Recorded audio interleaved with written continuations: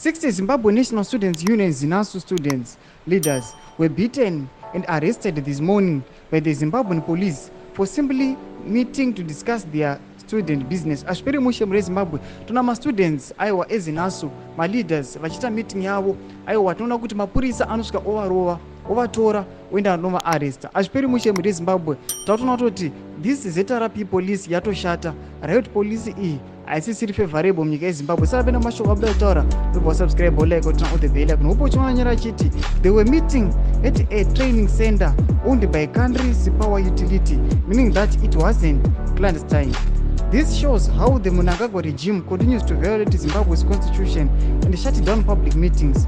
This is a clear violation of democratic rights and freedoms.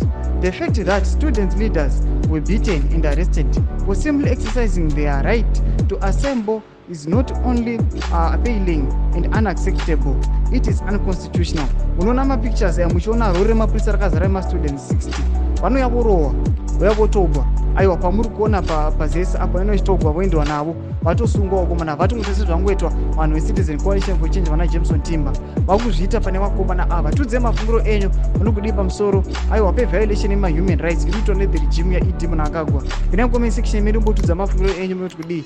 Saka no subscribe kulike pamwe chete notina on the bell.